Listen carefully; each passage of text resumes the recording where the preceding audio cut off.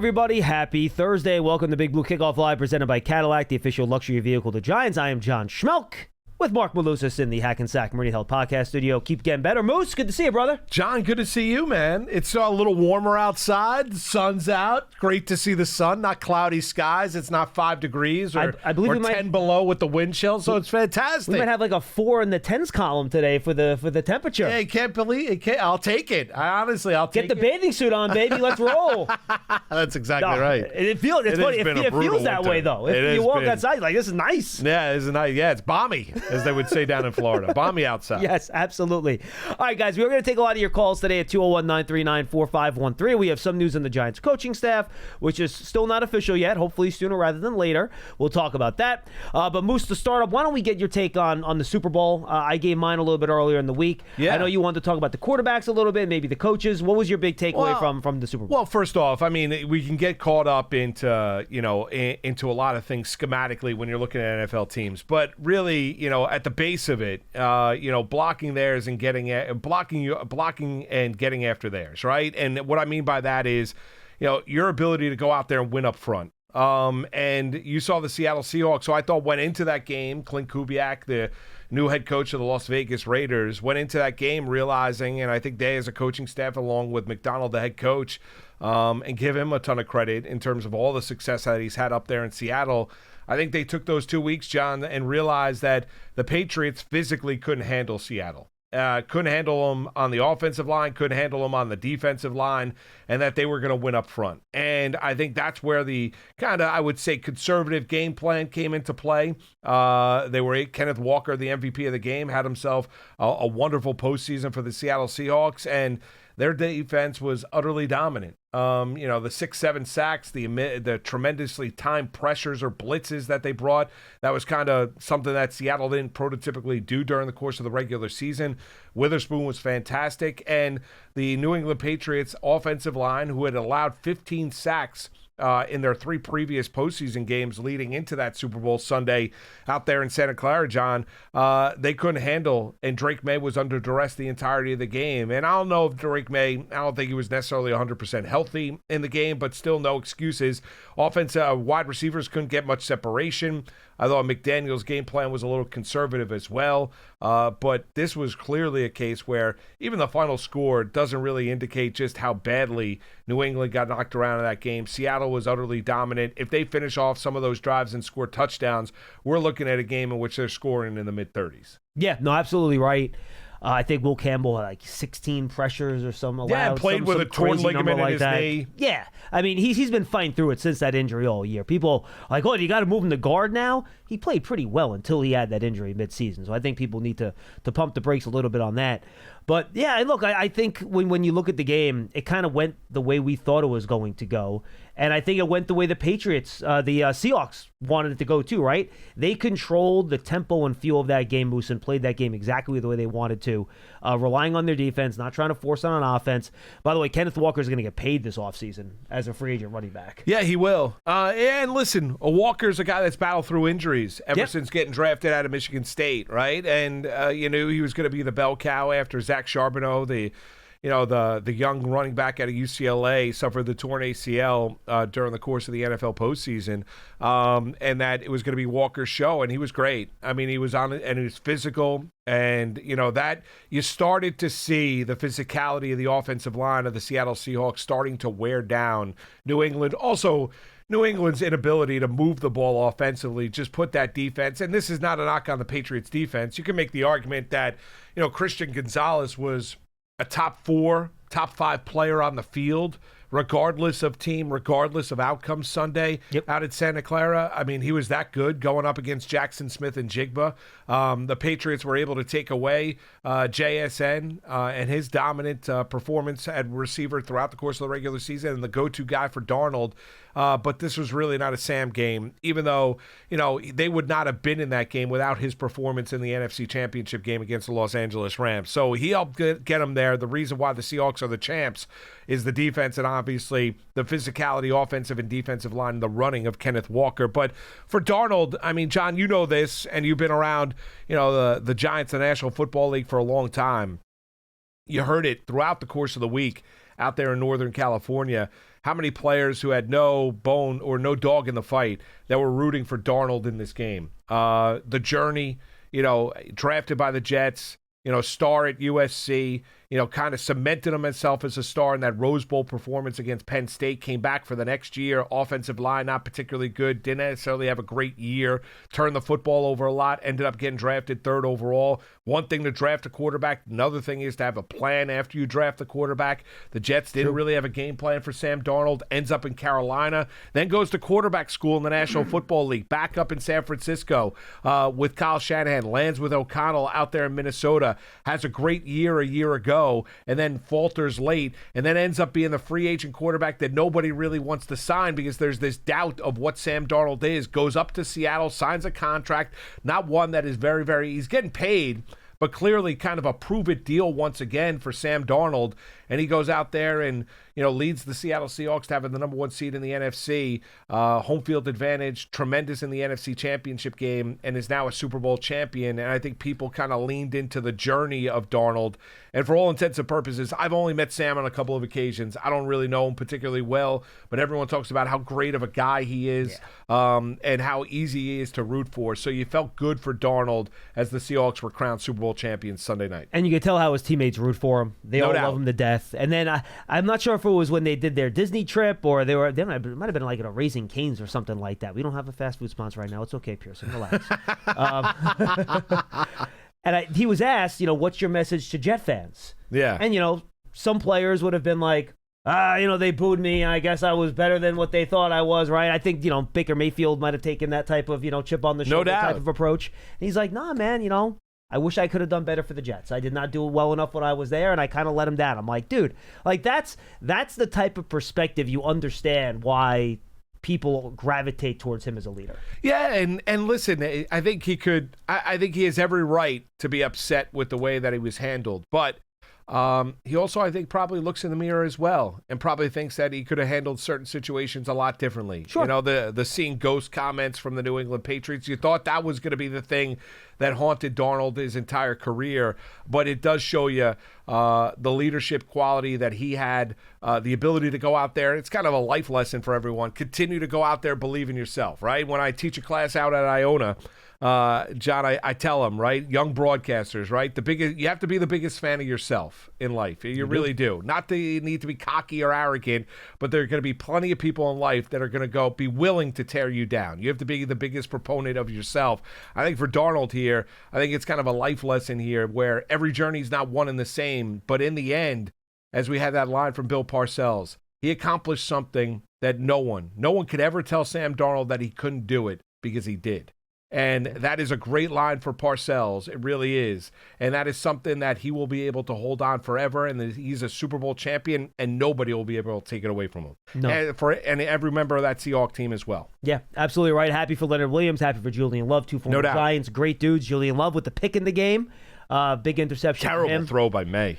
I still don't know who he was throwing to. I know, terrible throw. I went back and I watched it on tape a couple times. Still don't know. Yeah, terrible throw by May. But I think at that point in time, he was just trying to heave the ball down the field. That's correct. Unfortunately, he probably tried to throw it to one of his own guys. I thought Love was going to score a touchdown. He was picking up blocks left and right. It looked great. It was. By the way, Giant fans, I want to turn you on to something. So it was the first time I used this feature online. You ever heard of Sumer Sports? No. So Sumer Sports. This was Thomas Dimitrov used to be the CEO. He now went back into the league. But it's basically a football analytics company. They work with teams, but they're putting out more like fan-facing stuff. So they have something called Sumer Live. It's Sumer, spelled like summer, except only one M. You can search for it. And during the game, they'll populate the play-by-play of the game just like ESPN or CBS or whatever.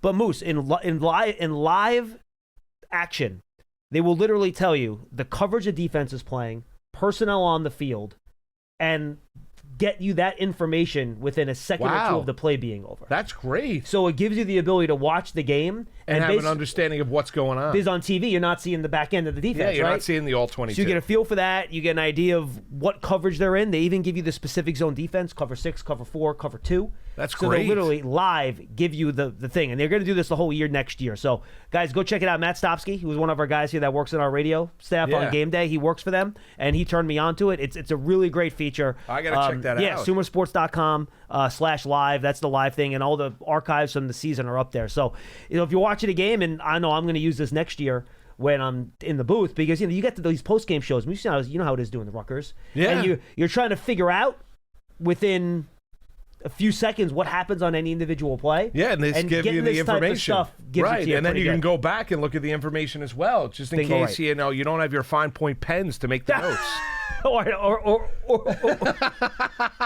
or the game tape's not posted yet, which does take a while sometimes. All right, 201-939-4513. Get in the line, give us a call, talk some Giants with us. We did have one other piece of coaching news come down this week, Moose. Yeah. I don't think we know what the exact title is going to be according to reports, but it sounds like it'll be kind of quarterbacks passing game coordinator. That's what the report's saying. Yeah. That the Giants are going to bring in former Titans head coach, former Bengals offensive coordinator, and I forget where he was the quarterback's coach before that. Brian Callahan coming in to join. I thought he was with the Rams. Yeah, he might have been. Yeah. Joining the staff along with Matt Nagy, who's going to be the offensive coordinator, and then Greg Roman, who's apparently, according to reports, going to be involved in the running game portion of this offense. So I think you have three guys with a ton of experience. Even though Callahan's been a head coach, I think he probably has the least amount of play calling experience of those guys. He only did it for 2 years. Nagy did it for 3.5 when he was head coach of the Bears, which is funny. You bring in two guys that are offensive guys, but neither one has called plays a ton in Callahan and Nagy. Right. Greg Roman actually has more experience calling plays. So I'm really curious to see how those three guys kind of take what are in a lot of ways three different types of offensive philosophies and mold them into an offense under John Harbaugh's kind of tutelage. Right, and you saw Harbaugh. I think he did an interview with Howard Eskin down in Philadelphia. Yeah. Talking about the fact of what he envisions this offense, and in essence, paraphrasing here, the Giants head coach say that he wants it to be kind of multidimensional, where it's not, I need guys to necessarily fit the system, to be able to believe in that Jackson Dart can be multiple. You can use them in a variety of different ways, and wants the offense to be kind of amoeba-like, to where you're able to put together an offensive game plan based on the opponent that you're going up against, whether it be run an RPO or designed runs for the quarterback, or maybe you're going up tempo, or maybe you run a little West Coast, whatever it might be. That it's not a case of one size fits all. And I think with the vast amount of experience, and listen, this is where I think if you're a Giant fan, and we'll see when it officially gets announced, John, that in Harbaugh you trust. Right? He has a history of putting together quality coaching staffs dating back to his 18 years with the Baltimore Ravens. And the Giants had a pivot after Todd Monken took the head coaching job with the Cleveland Browns.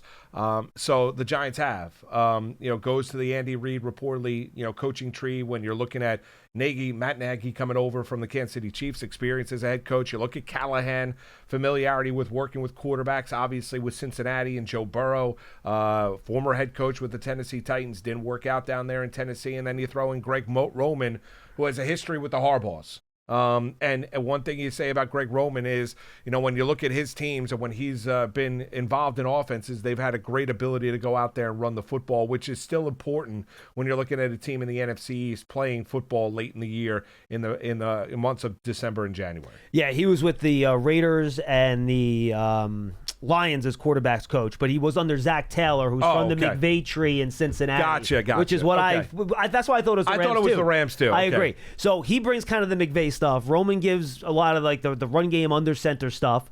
And then you obviously have the classic West Coast with Andy Reid and Matt Nagy. So we'll see how that all comes together. Well, it's an interesting conversation to where you get, where's the meld, right? Yeah, correct. Where's the game plan? What exactly are you going to look like? And we know that, listen, Nagy's going to reportedly, he's going to be the offensive coordinator, he's going to be calling plays, but you have a vast amount of experience now reportedly in the building that you can lean on.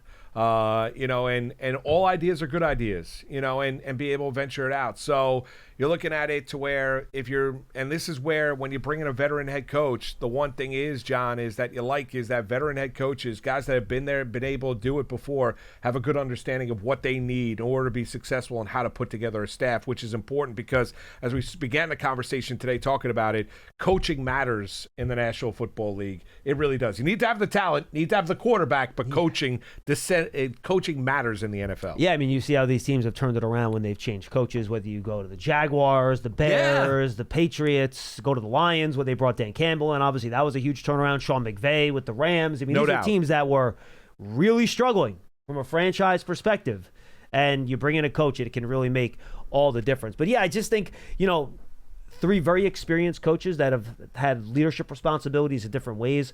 We'll see that all kind of comes together here for the Giants.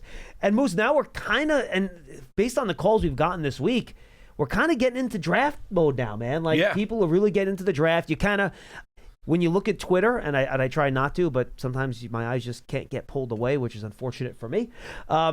You see all the guys that, with the Super Bowl being over, all these people that cover the NFL are starting to watch college guys. And you see all these college hot takes coming out now from these NFL people that are watching these college players for the first time.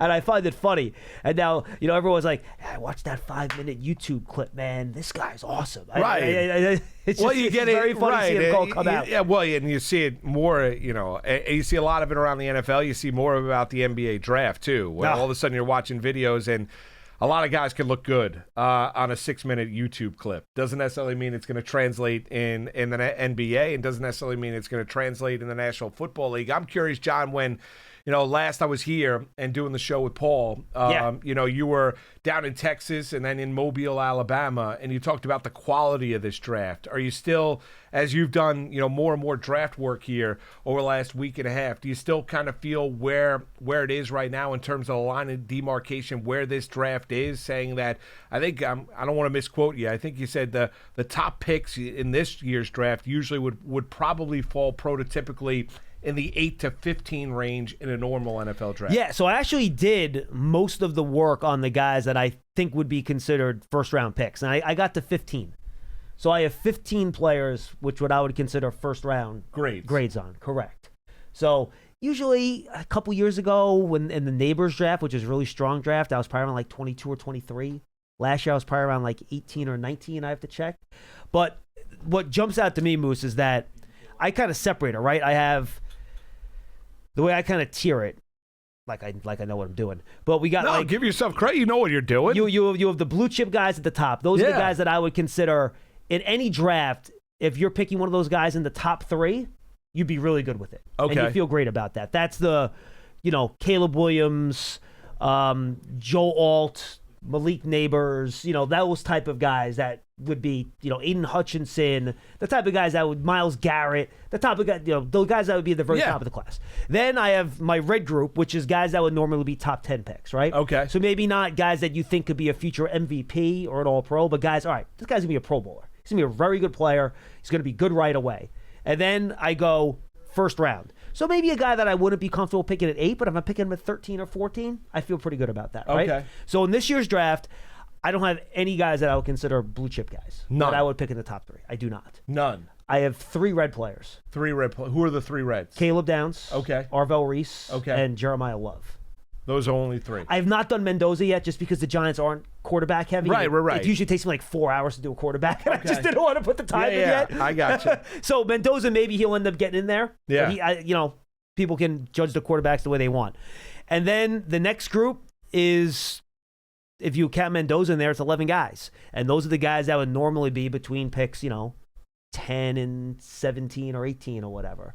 So that's kind of what it is. I think there's a lot of guys that I would consider mid-first round picks in this draft, and only 3 guys that I would consider probably top 10 quality, to be totally honest with you. Now, let me ask you this. Do you think Love's a better prospect than Genty coming out of Boise State? Ooh, that's a good question. It's a good question. No, I think Genty's probably a better prospect than Love. Barely. Why? I think Love is a little bit more of a reliant on big play guy. He's a little bit more inconsistent game to game. I did not do him in complete detail just because, again, I don't think the Giants are picking running back at 5. For sure. So I'm pacing out how I do it. I think they're probably close. I will have to look when I'm going to finish Love next week, and I will let you know based on final grade where they stand. But my feeling is that Genty probably a little bit more consistent down to down, but I want to finish Love next week, and then I will give you my Now, 2 things. Yes, what do you got? Because I'll throw one at you, Tate. Because talking to a lot of Giant fans. I love Cardinal Tate. And where do you have Tate rated? I have him as player number 1, 2, 3, 4. And I'm looking up where I had Genty last year. I got my little thing here. Genty last year, I had Genty as a blue last year. Oh, I had him as I had the third best player in the draft. Okay. So I think I'm going to have Genty ahead of Love. Okay. That's what I feel for. What about Tate this year? And by the way, last year, the only other two blue guys I had Abdul Carter and Travis Hunter. That was it. Those are the two blues I had last year. Okay. That I feel comfortable picking in the top 3. And I only had one red player last year, Cam Ward. So, and then the rest were kind of first round guys. Gotcha. Anyway, so Tate I have at player number 6. I like Tate probably a little bit more than some other people do. I feel like he's a very safe player, Moose. Okay. He's a wide receiver out of Ohio State. They know how to coach up wide receivers with Brian Got Hartline unbelievable there. hands. Great hands, great body control, really good route runner. He's a contested catch guy. The only thing I would say is a quote-unquote weakness for him, he's not a good run after the catch guy. Like, you're not going to pass it to him and he's going to take off and at the line of scrimmage and gain 15 yards, make a couple guys miss with the ball.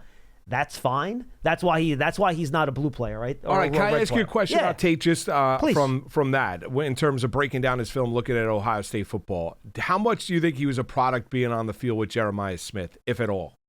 And the fact that the amount of coverage and the amount of focus is on Smith, Jeremiah Smith's going to be he's a freaky college player. And he's going to be one of those blue players. He's going to be one of those correct, blue players. Yes. But how much did you think, I'm not trying to minimize his talent, no, but absolutely. How much did it help him being on the field, or is he talented nonetheless? I stick him on the field with you, me, somebody else, he's still going to be productive, or the fact that coverage was so slanted Smith's way, it helps Tate? It's funny. I look at it in two ways. The first way I look at it is that if people are just going to look at Carnell Tate's numbers and be underwhelmed by it, my response to that is, well, they're throwing it to Jeremiah Smith a ton. Right. So Tate's the second option. So that's why I don't think you can necessarily judge Tate just by his numbers, because I think as their number 2, you look at Emeka Egbuka's numbers too, and Marvin Harrison Jr. was there too, right? Same deal. Like, his numbers just didn't jump off the page because they're throwing it to Marvin Harrison Jr. a million times.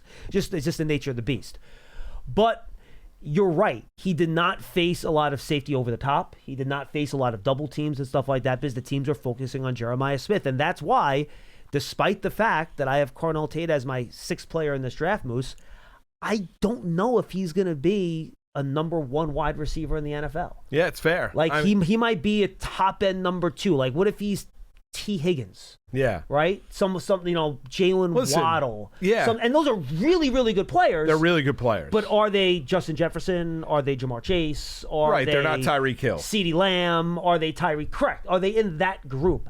I don't know. And I don't know if Tate's in that group, which is, again, why I'm saying he's my 6th player. In a normal year, he's probably getting picked 17th, right? But or now, 15th, whatever. right, and sometimes, and I hate when NFL teams draft on need. He also doesn't necessarily mean if he's not going to be a true number 1, is he going to be a guy that's going to be able to gain separation, be able to help your team, and you've got that number 1. Most teams, a lot of teams do have that number 1, and might be looking for that secondary guy. I love the quote that Saban had for Caleb Downs. Oh, what do you say about him? Basically said he's one of the smartest players. Football IQ, one of the smartest players he's ever coached. I'll tell you, I watched Caleb Downs yesterday in the morning. Best safety I've ever watched. Yeah. He's unbelievable. He's only like 205 pounds. The way he attacks the line of scrimmage, it's like he's 225. Like, he basically played linebacker some downs for them. I know, he's unbelievable. He's a great football player. He attacks the line of scrimmage harder than Sonny Styles does. And I love Sonny Styles. Yeah. But he's attacking the line of scrimmage harder than him. He's anticipating routes. He's jumping in passing lanes. I go back and forth. Let me put it this way. I think today, right now, Caleb Downs is the best player in this draft. Like, just as a football player, he's the best football player in this draft.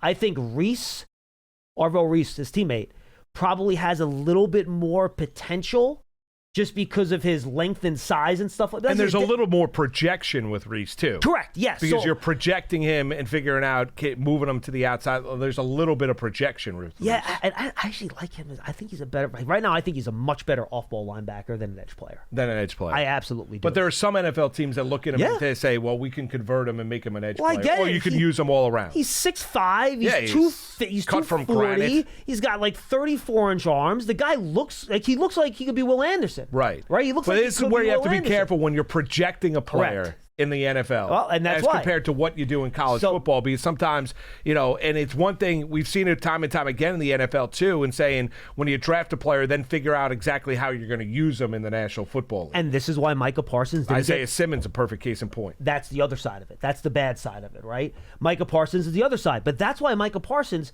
look, if people knew Micah Parsons was going to be a 15-sack-a-game player and be a great edge player, he'd be number 1 overall. He would have been a top 3 pick. There's a reason he got to 12. Yes, it's because he was an off-ball linebacker that people thought, all right, maybe we can use him as an edge player on third downs. And that's where I think Arvell Reese is, right? Yeah. But I think Parsons' success certainly, I think, helps teams envision what they can do with Reese. But this is the interesting thing, Moose, and you talked about need and position value, right? So I have Tate at 6th on my draft list. The guys ahead of him, and I have Reese listed as an off-ball linebacker, not as an edge player. Okay. So the guys ahead of him, off-ball linebacker Arvell Reese, safety Caleb Downs, running back Jeremiah Love, linebacker Sonny Styles, and then edge player David Bailey out of Texas Tech, who I think is really good. But you talk about how this draft is interesting because you don't have the premium players at the premium positions. 2 off-ball linebackers, safety, and running back. Yeah. Go look at the average salaries in the National Football League. Those 3 positions, bottom of the list. Yeah, no doubt. And you look at, and we've seen, and we've gone through, we've seen the rejuvenation of the running back in the NFL for the last year and a half, 2 years, right? Led by, Saquon a year ago with Philadelphia. And obviously we just spent a couple minutes talking about Kenneth Walker and what he was able to do, and he's looking to get paid, and what transpired Sunday in Santa Clara in Super Bowl 60, John. But, a lot of teams have taken on the mantra that we're not going to draft a running back early, right? We're gonna draft a running. We can get that kind of production, strength in numbers. We could do it in the aggregate. We don't necessarily need to have that star running back be able to accomplish what we need to accomplish in our ground game. But almost look at the Giants. Just real quick, so I'm interrupting you. They drafted Tyron Tracy in the 5th round, and then Cam Scatterbull in the 4th. Right. And they feel damn good about their running back position. And they're excited, right? It's like the old Thunder and Lightning with Ron Dane and Tiki Barber, right? So those guys were higher picks. No, exactly right. But you get the point. And so, but you look at Love, there's sometimes Bijan Robinson, Saquon Barkley. There's sometimes where running backs come along, and for Love, he might be hitting this right, where there are not those premium blue chip prospects to where there is a team that's going to be able to say, you know what, we are comfortable drafting this caliber of running back or this running back this early, given the lack of overall depth and quality in this NFL draft. And by the way, Saquon especially early on. Saquon hit it right that year too. There were some quarterbacks available that year that were really good. And True. You go back, obviously, wish I would have picked Josh Allen when you could go back in time and change things. Can't do that.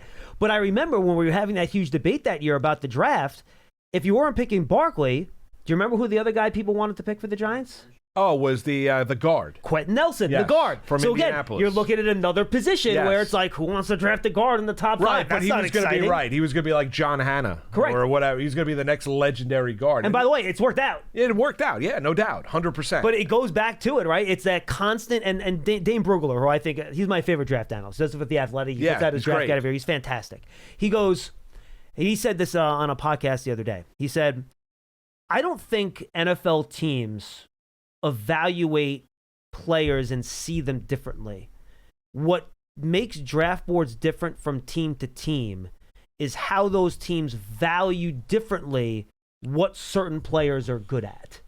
And that's what moves them up and down boards. Like, he thinks their actual evaluation of the players are the same, but some teams value different parts of the game more than others, either in terms of skill set or in terms of position. And also depend on the system that you're playing too. Correct, absolutely, 100%. Right, so that comes into play as well, and something that the Giants general manager Joe Shane talked about earlier this offseason after the season came to an end, in terms of, some of maybe the personnel decisions that were made looking for guys that fit a system instead of looking for necessarily great football players. Right. And not saying that those players weren't great fitting the system, but looking for players that fit what you're looking to try and do instead of going out there and kind of, bringing in great players. Because I think overall here, you look at the quality of a team, I'm always for, when you get to the NFL draft, competition makes your team better. So even if you're in a position to where I want to draft great players, even if I have depth at that position, you know why? Because injuries happen in the National Football League, and competition is always a good thing. And if you have great competition within the building, John, it makes your team that much better. Yeah, and I want to get to the calls, by the way, but I think this is a really good conversation. I'm with you, and the more and more I've done this, the less I want to draft for need. Yeah. Because I think that just gets you outside of into quarterback. trouble. Outside of quarterback's a different category. An outlier. Quarterback's an outlier. Honestly, part of me, I don't even want to have quarterback on my little board here. Because Right. it's such a different thing, whether you need a quarterback or not. It's a completely different conversation. I totally agree with you. But if a player is a great player, he will figure out a way to get on the field. No doubt. And you will figure out a way to use them. That is correct. And you will figure out a way to use whomever's not going to be on the field. And if you because they're great don't, then players that's in going to the be a field. problem. Yes. And then your ass is out in the street anyway. Well, that's exactly right. That is no correct. doubt. So I'm with you, man. Like, and I know I'm going to end up having this fight with Giant fans, and I'm going to try not to waver. You got to keep me honest. Like, if you're sitting there, and I always say, if you have guys in the same tier, right? So my legal third orange group, and you're looking at, what do I have, 11 guys in that group. And look, they're in the same tier, and you want to say, all right, well, we need the wide receiver more. Let's pick the wide receiver instead of the defensive tackle, because even though the defensive tackle maybe is like a scotch ahead of them, you need the wide receiver more, fine. I have no problem with that. You want to use position value that way, that's okay, and need that, fine. But when you're in a different tier, right, and you really think one player is that much better than the other one, I have trouble compromising that. Totally agree. To go with need. You know what I'm saying? Totally agree. Like if there is, well, you hit upon it. And listen, there is, and you, in terms of your grading system, and this all gets flushed out in terms of, how you're running things behind the scenes and how you're grading on players, and you do every NFL team, including the Giants, do an unbelievable amount of work, years of work on each and every one of these players that go in and have books upon books and information upon information. And by the way, interviews. a bunch of information that we do not have, which I always try to stress every year, how much more the teams know. Even the Daniel Jeremiahs and the Mel Kipers, all of us on the outside looking in. That they do as well. The background, all that stuff. Everything that goes along with it, right? So they do it. So, but if you have a player that is that much more highly rated, even if it's a position of strength, then you go out there and get the better player instead of drafting on need. Because if you end up being an NFL team, regardless of team, that ends up just drafting based on solely on need, and you're overlooking more talented players, you're not going to be a successful team. And that's why free agency is important. Because you don't want to leave free agency with this whopping hole on your roster. Correct. Where you're like, we have to get someone to do this. Yes. You never want to walk into the draft saying, we have to do this, because that's when you're going to screw things up. No doubt. No doubt. You want to have that kind of pressure. You want to go into it free and clear and saying, you know what, we want to draft high caliber, high quality, great football IQ, going to be good off the field, on the field. They're going to bring in prospects here. They're going to help our overall team, because we not only need to, obviously, we want to add depth to this team, and we want to add impact pieces to this team. Yeah, like when the Giants leave free agency, you better know who your starting right tackle is going to be. Yeah. Now, you might want to draft another one and draft over what you have. No doubt. But you better be confident with the guy that you have on your roster, whether it's Jermaine Illuminor or Marcus Bowe, whoever it is, that, all right, if we don't draft the right tackle, we're going to be okay. This guy's our starter. Yeah, you don't want to go into it, right. You don't want to go into it saying we need to draft a tackle because we don't have a starting right tackle. Now, in this particular draft class, again, depending on how the Giants have these guys graded, they could look at it a lot differently than what the consensus does and all that stuff, and that people have to keep that in mind too. But you're picking fifth, and let's say you feel really good about 2 wide receivers and 2 offensive tackles at 5. You could probably say, all right, we feel good about getting one of those 2 spots filled in the draft just because of the nature of the class. But don't go into it if there's one guy like, all right, we want Caleb. We want Caleb Downs at 5. We need a safety, but he's the only one. Right, but peel back the layer on that, John, would be this, is that you could look at that position and say, okay, well, then let's look at the wide receiver and tackle group. Can we get a player of that caliber later on in the draft that is of similar nature, and we believe that there's quality depth in that draft class or that particular position to be able to address that area later on in the draft, where we're not going to be able to get this caliber of player later on. And most of you are literally taking what will eventually be my argument for Caleb Downs out of my mouth. Because, again, I just go back to Dane Brugler, just put up his top 100. Take a guess. I'm going to count them now. How many wide receivers do you think Dane Brugler has in his top 100? Okay, well, I just saw the list, so I know there's 3. Let me guess. Top 100 players. How many top are wide 100 receivers? players, 8. 17. 17. 17. There you go. Position of strength. It is of all the positions, this is a deep wide receiver class. 17. 17 in his top 100. Yes. That's a lot. And I can even tell you how many in the top 50 real quick. In his top 50, I'll even give you the names. He has Carnell Tate, Jordan Tyson, Mekhi Lemon, all top 15 picks, by the way. He has Concepcion, Denzel Boston, and Omar Cooper from Indiana, all in his top 30. So that's 6 in the top 30. All right. He has another 3 more in the top 50. Jeremy Bernard from Alabama, Chris Brazel from Tennessee, Malachi Fields, Notre Dame. Then Chris Bell, Antonio Williams, Ted Hurst out of Georgia State, Elijah Surratt out of Indiana. It goes on and on. I mean, Chris Bell is Louisville, right? Yes, he's Louisville. He tore his ACL at the end of the year, so he's going to come back. That's I don't know how much he's going to help you this year, but I think he tore his ACL in like late November. He did, and he was hurt the previous year as well. He was, and Antonio Williams has dealt with a lot. He's really good, but he's dealt with a lot of injuries in his time at Clemson too. So, it's a really deep wide receiver class. But then again, do you re-sign Wandale Robinson? If you can't re-sign Wandale Robinson, then all of a sudden you have a glaring need. Well, what's Neighbor's knee injury situation is? Then you could have like this gaping hole, not just like a little bit of a need. You could be like, holy crap, who's our second starting wide receiver right now? It'll be interesting. I mean, it's good. Listen, it'll be fun. And then we're just at the beginning. Yeah, I mean, we just got through the Shrine Game, the Senior Bowl. We got the Scouting Combine coming up right around the corner. You got the individual pro days. I mean, the ramp up begins to one of the great events for the National Football League, with the Giants having the 5th overall pick with the NFL draft. Yeah, I just find the process, Moose, of team building in the offseason and figuring out the give and take, the push and pull with free agency, the draft, and all that stuff. It's just fascinating on how you can do this in so many different ways yet still be successful. Oh, you'd love to be a fly on the wall to see the conversations that are being happening. Absolutely. We're not, but you'd love to be a fly on the wall to see the conversations that are being had behind the scenes of all these teams. And I said this earlier in the week. John Schneider, second only general manager to win 2 Super Bowls at the same franchise with no overlapping players on the 2 teams. Yeah, that's great. Right? If you went back, and I did this with Paul the other day, and I'll bring it up for you right now, just got to get your take on it. I know, Pierce, I got to get the call. Shut up, I know. Okay, Seahawks draft history. So, John Schneider did a great job with the Legion of Boom, right? He drafted Richard Sherman late, Ken Chancellor, great. Earl Thomas was a draft pick, did a really good job. Doug Baldwin was a late pick for them. Golden Tate was a second-round pick, did a great job. Then he went through this black hole, Moose, from starting in the year 2016, Jermaine Ifedi, first round. Yeah, they drafted a lot of bad offensive linemen. Yeah, Jaron Reed, he's okay, second-round pick. Then the next year, second-round picks, Malik McDowell, Ethan Potkich, Shaquille Griffin in the 3rd round. Malik McDowell, didn't he have like an ATV accident? He might have. I thought he had like an that. ATV accident. Yeah, he was out of the league very quickly. He was at Michigan State. That's correct. Yeah. Next year, Rashad Penny in the 1st round. No second-round pick, Rasheem Green in round 3. The next year, L.J. Collier, round 1. Marquise Blair, round 2.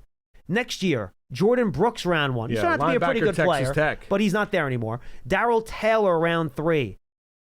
The next year, no first-round pick, Dwayne Eskridge in the 2nd round. I mean, that's some bad drafts. That's some bad drafts. What was this past draft? But then, hold on a second. Starting in 2022, Charles Cross, 1st round. Boye Mafe, 2nd round. Kenneth Walker, 3rd round. Abraham Lucas, 4th round. Reek Woolen, 5th round. All starters for them. The following year, Devin Witherspoon, 1st round. Pretty good. Jackson Smith and Jigba, 1st round. Pretty good. Derek Hall, 2nd round. Zach Charbonnet, 2nd round. Next year, Byron Murphy, superstar in the making.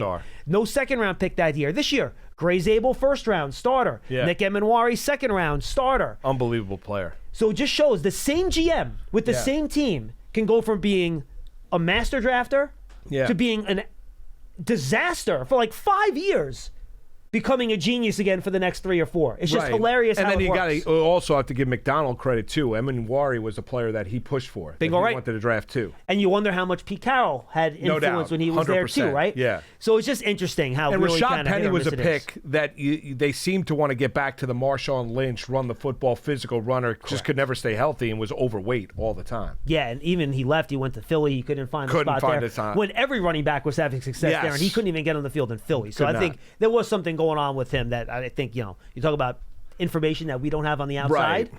That's what we're talking about. All right, let's get to the calls. 201-939-4513. Don't forget the NFL Combine, folks, is in a couple of weeks. So don't forget, looking for more than just a ticket, Elevate Experiences delivers VIP access to the world's biggest events. From Super Bowl to NASCAR to PGA Tour tournaments, don't just attend.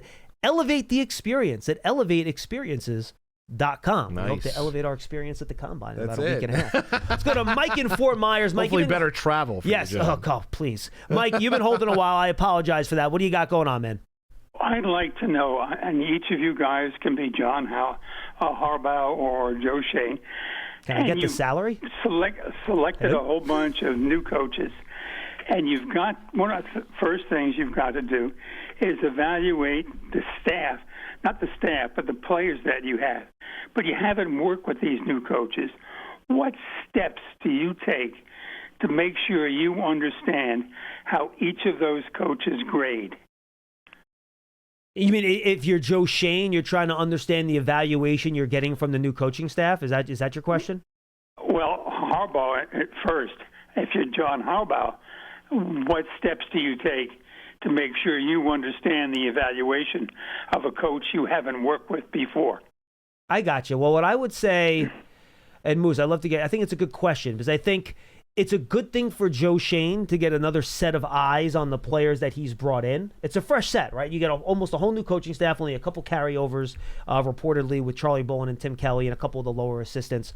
But you get a whole fresh set of eyes on these players. And I think if you're John Harbaugh, you trust the guys you've brought in to look at the guys in their position group, whether it's the position coach or the offense or defense when it comes to the coordinators, to give you an honest explanation. One of the reasons you brought these coaches in, Moose, is because you trust their ability to understand football and their evaluation. Right. And, let's take it back a step here. And Mike, I think it's a fascinating question. Number one is Harbaugh reportedly had conversations with multiple Giant position coaches that were here in terms of looking at this roster before he took the job as Giants head coach, before he got introduced. And apparently, I heard he had a scout too, right? Yeah. A former scout that worked for him. Look at the roster too. Correct. And he obviously joked around about when he got introduced. His dad looked at it.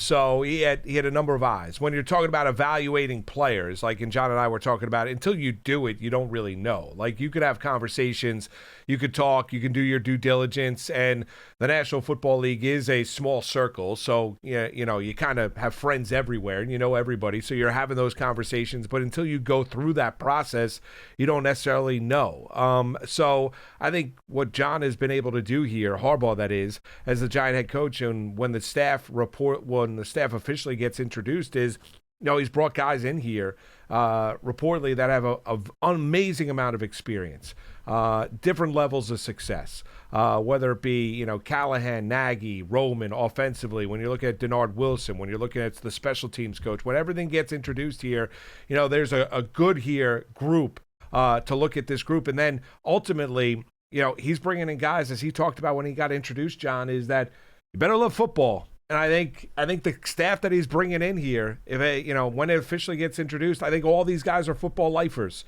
that are looking to try and get this team and get this organization back to where they belong, which is being a playoff contender year in and year out. Mike, I think the interesting thing to me too is that you get your evaluation of these guys on tape, right? And you watch the tape and you see what type of players they are.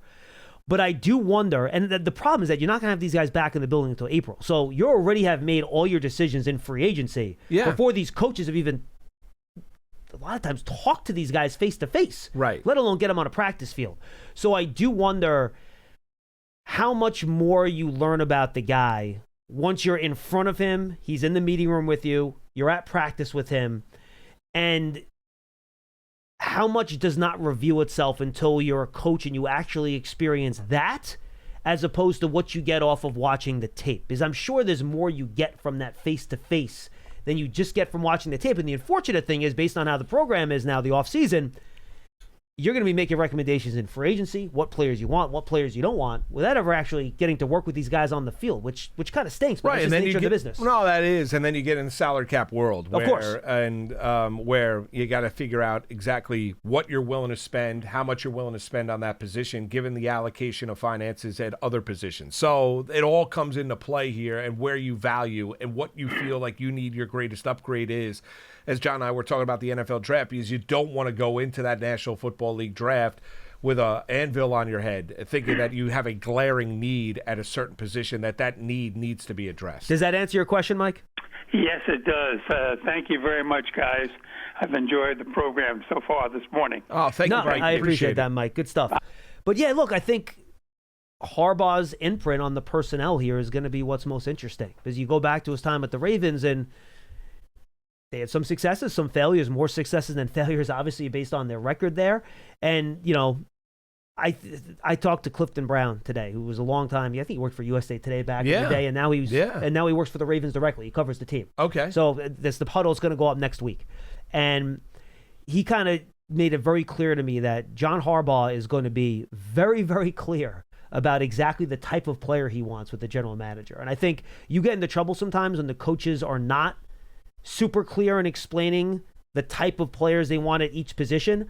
That's not going to be a problem with John Harbaugh. He knows exactly what he wants. Yeah. And I think Joe Schoen has shown, in his ability to work with Brian Dable, because there never really was any friction with those two guys. You know, sometimes familiarity with Buffalo, right? Yeah, but you'll have sometimes, you know how this happens, when the team's not doing well, all of a sudden you hear the leaks in the media of the coach taking a shot at the talent that the GM brought in, the GM taking a shot at the coach because he's not coaching his guys the right way. You never got that here. Did not. I think Joe Schoen knows how to work with these coaches and get them the type of players they want. And I read the same story the other day where, you know, John Harbaugh is basically, you know, given, I think Gary Myers told me the story. At the end of the season, he went to Ozzie Newsome and he said, hey, look, give me the list of the top 100 draft prospects. And like in 2 weeks, he motored through them all. He's like, dude, you know, you could take some time off after the year. He's like, no time off. Now give me the top 50 free agents. And he motored through those. So he's going to have a hand here in terms of the exact type of players that he wants to add. And I do wonder if they're more aggressive in maybe, you know, letting some people go to create salary cap space to give, or moving money around in contracts to give additional salary cap space, so Harbaugh has a freer hand in bringing in more players to mold this roster the way he wants, or if they're going to try to keep more guys around that was here from the prior regime. I'm curious to see what that looks like. Well, I'm curious. Yeah, I totally agree with that sentiment, John. And the other aspect of it is in terms of bringing in guys that are familiar, that can help him in that room carry out his message quicker than others. I mean, the first thing you do, Moose, you know this, when they hire a head coach from another team, look at the players that are free agents from the team. No that doubt, came from. Right? And you want to draw an example when Rex Ryan became a head coach of the New York Jets. Bart Scott. Yep. Jim Leonard, who's now the defensive coordinator of the Buffalo Bills. I forget the defensive lineman, but he brought in, there was 3 players that came over to the New York Jets at the time. And that helps carry out the messaging within the building in terms of what the coach is looking for, what the expectations are, and just makes that transition a lot easier. Yeah, when Wink Martindale got here, he brought Jihad Warden. That was like one of his guys. He's kind of brought him everywhere. And that was one of the guys, all right, he knows what I want to do, and he will spread that message. I think it's going to be fascinating. It's going to be interesting to follow throughout the course of the offseason. Yeah, I mean, you look at some of the Ravens' bigger names that are free agents. Isaiah Likely, the tight end. Yeah, he's out there. Tyler Linderbaum, the center. Who I like Likely. I do. I mean, I like Likely. Likely. Exactly. No, I like him as a player. Me too. He's got to stay healthy, but he is physically gifted. And he's been I think his progress down in Baltimore has been shut off just by the brilliance of Mark Andrews at tight end, being the go-to guy for Lamar Jackson. He's a really good receiving tight end. He really is. And the guy I would keep an eye on, just because I think he kind of defines the brand of football that the Ravens play, is Patrick Ricard. Yeah. Like offensive lineman, fullback guy. Like, don't you just feel like he just represents... watched him in the Pro Bowl flag football game. I think he was out there. I got to admit, I did not watch 1 second of the My Pro kids Bowl were flag into football. it. My kids were into it. Oh, they were into it. I actually put it on the DVR so my daughter could watch it. Yeah, She also plays flag football. So at one night, or maybe on a Saturday, when I was like, what am I watching? TV, Gregory and Paul, my two of my kids, were locked in. They loved it. They absolutely adored it. They're scrolling. Yeah, I'm like, oh my God, this is terrible. This is awful. Oh, man. Let's go to Owen in Texas. He's up next. Owen, what's happening? Hey guys, thanks for having me. I'm driving out in the middle of nowhere, Texas right now, so if the call drops, I apologize. We're happy to keep you company, Owen. What do you got? So try and make it real quick. I know what you're saying about the Seattle GM, our general manager, and have 5 years of not great drafting. I'm not the biggest fan of Joe Schoen, as I'm sure plenty of callers have come and said, so I'm not going to harp on that too much, but what I do think he's been very successful at is free agency. I'm not in love with everybody he's signed, but bringing in Brian Burns, Jermaine Illuminor, Greg Van Roten, John Runyon, there's been a number of guys. What I kind of want to better understand is we just lost him. It's coming back. Roger Wilco. Roger. All right, Owen, do me a favor. Give us a call back. I'm guessing. And drive safe. I'm guessing he's driving Middle a of truck nowhere, somewhere. Texas. Yeah, it sounds like. Yeah, I would imagine. Well, Owen, give us a call back. We'd love to have you back on. You can finish your thought. He got right to the point where he's going to start to ask the question, and that's what it got. Yeah, I know. I know. But I feel bad. I mean, that's what happens with cell phones sometimes. I feel bad. Yes. I don't know exactly where he was going with the point. I think he was, he was giving credit to Joe in terms of what he's done in free agency. No general manager is going to hit 100% in the draft, and there's a lot of people that are in that room and making decisions and putting together that draft board. It's a collaborative process. It's not one singular person on the whole. Now, the general manager is ultimately making the decision, and it'll be interesting in terms of from a player personnel perspective, hopping on basically kind of linking the conversation we just had, which you were mentioned in terms of John Harbaugh's influence here in terms of player personnel moving forward. Yeah, and look, you can do everything the right way and still end up not picking a guy that works out. It's just the nature of the draft. You get bad luck sometimes. Those things happen. All right, let's go to a couple YouTube comments here. At 11 Manny, I learned today that Elijah Vera Tucker is a free agent. Is that a name that you'd be interested in as a potential offensive lineman addition? I like Vera Tucker. I do. Now, the issue with him has been injuries. So, but I think when you're looking at a guy that's really, really talented, the Jets at one point in time plugged him in at left tackle, and he played well at left tackle. You can move him all around the offensive line. The problem is physicality. I'm curious to see where his medicals would be when teams go out there and go through that process. Agreed. But would I be willing? Now, I'd have to have some kind of plan just in case it does not go well, right? But would I be willing, if I'm an NFL team, on a short-term gamble on Elijah Vera Tucker if he clears medically? Yeah, I would be, because I think he's a talented offensive lineman. The medicals, though, would be concerning because of the amount of injuries that he's had the past 2-3 years. And he's got flex, right? Yeah. Tackle guard, yeah, which is always extremely valuable when you're trying to get the best five guys on the field. He could play anywhere. He really could. Yep. I mean, he is, and he was a high draft pick by the New York Jets. Coming out of USC, he starred early, been ravaged by injury late. I think his first injury was out in Denver when he ruptured his Achilles, I believe. It was either that or a torn ACL. But I think he's had one of each at this point in his career. Yeah, and so you look at Vera Tucker, I think he's a really talented offensive lineman, and if I could get him on a short-term deal where it's not going to cost me an arm and a leg, he'd be worth the gamble. I'm sure the Jets will want to bring him back too. I would think so. Because I think the Jets have a lot of cap space. But who right? knows with the Jets now? They have a lot of cap space. Right? I think they do. They have. I mean, look at it this way: if the Jets don't have a lot of cap space, that's a problem. They need to find a quarterback. I do. I wonder if that's the Kyler Murray landing spot. I don't know. I mean, you know what? I'm not. Are you a Kyler Murray fan? I think he's the best one available. I don't know if he's leading you to a Super Bowl. He might be. He was not getting talked up by former Cardinal teammates. There were some unnamed former Cardinal teammates basically out at Radio Row. They want to put their name to it. That were very critical of Kyler Murray. I have spoken to a couple of his former teammates off the record as well, and I've heard the same. Yeah, so, I mean, could he be? I mean, maybe. I mean, the Jets are in a desperate mode and trying to find that guy. Maybe Kirk Cousins. The reports down in Atlanta are that he's going to be let go at a specific date. Malik Willis gets you excited? Malik Willis, but I think Malik Willis is going to end up in Miami. I wouldn't surprise me. GM, Green Bay Ties. Yeah, that's a good head point. Coach, Halfley, Green Bay Ties. That's a good point. He's looking for an opportunity. They've already basically said they're trying to, Halfley's had the conversation with Tua. They're looking to move in a different direction. I'd not be surprised if Malik Willis lands down in Miami. I mean, that's kind of it, right? Yeah, there's not much. I mean, I'm trying to think of who else might even be out there. Pearson, am I missing anybody? Mac Jones. Oh, yeah, Mac Jones is a good one. Well, is Tua a free agent or no? Not yet. Not yet. He could be. I don't know.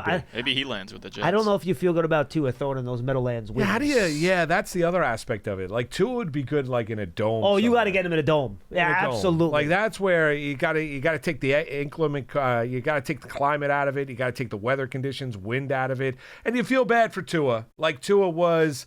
Until he had the multiple ankle injuries, the hip injury at Alabama, arm strength wasn't really an issue. Unfortunately, he just can't drive the football like he once did. All right, let's go to Brent in Ohio, and I'm going to try to find some Tua landing spots. Brent, what's going on? Pretty good. How about you guys? We're good, man. What do you got? Good, Brent. Not too bad. So I was curious. So I've been a long-time listener for about 10 years now. Appreciate that. Thank you. So if the Giants don't go with a receiver in the first round, would there be a possibility that Kenyon Sadiq could be available in the second round? That's the tight end of Oregon, who he's I think my 14th player, something like that.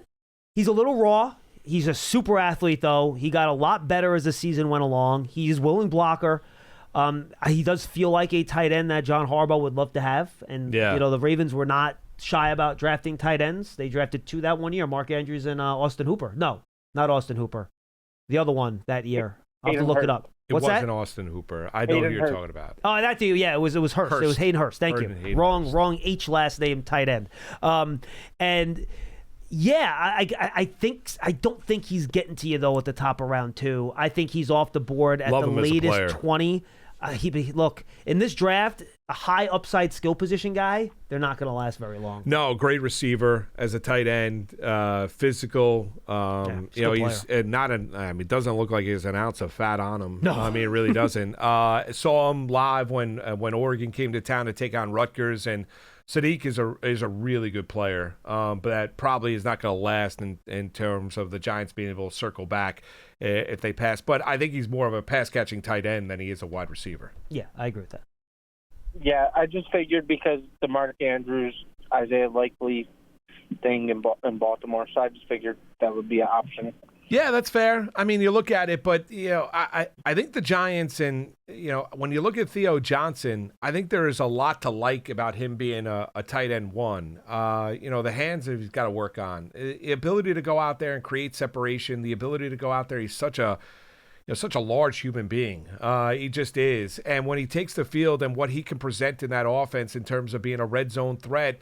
The issue that you have with Theo Johnson is that you saw this past year some very catchable footballs, and we saw it not only with him. He was not the only Giants guy, but or the Giants player that he's got to hold on to the ball. I mean, catching the football is a big-time key when you're looking at a tight end or a receiver. You saw those issues with Darius Slayton as well.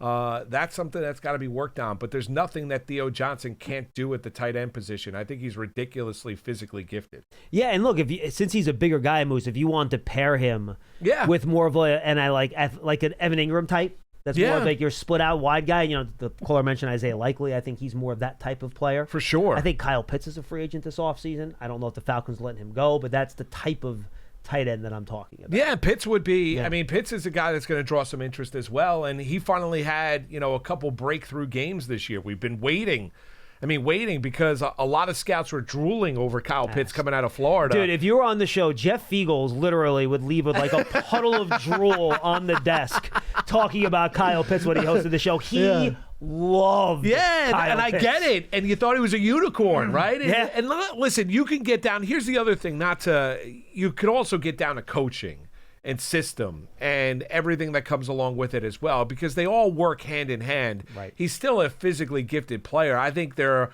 are probably offensive minds out there in the National Football League that are drooling right now at the idea of getting Kyle Pitts into their system and saying he was underutilized in Atlanta. If we get him here, I can get the best out of Kyle Pitts consistently. All right, so I appreciate the call. I got two teams that could be potential Tua destinations. Okay.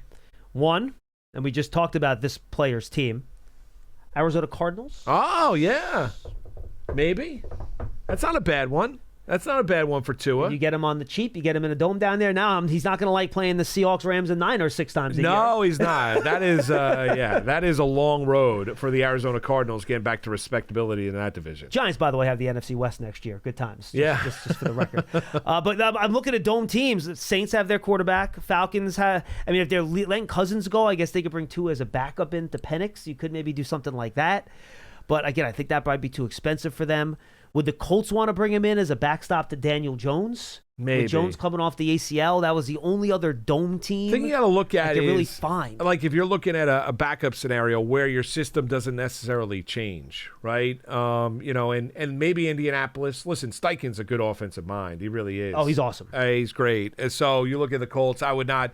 That's where, it's more of the dual threat quarterback that's a pure backup quarterback where, you say you look at Marcus Mariota for argument's sake. Yeah, that's a good one. That's a good where one. he lands in a spot. Well, you want to make sure that the backup quarterback and your starting quarterback play. They might not be talent-wise on the same level, but they play in the same style and fashion because you're not adjusting your system to a great degree when the backup quarterback steps in. No, I don't know how Tom Brady, and I'm assuming he's the one that's going to be making this decision, wants to approach this in Vegas. Yeah.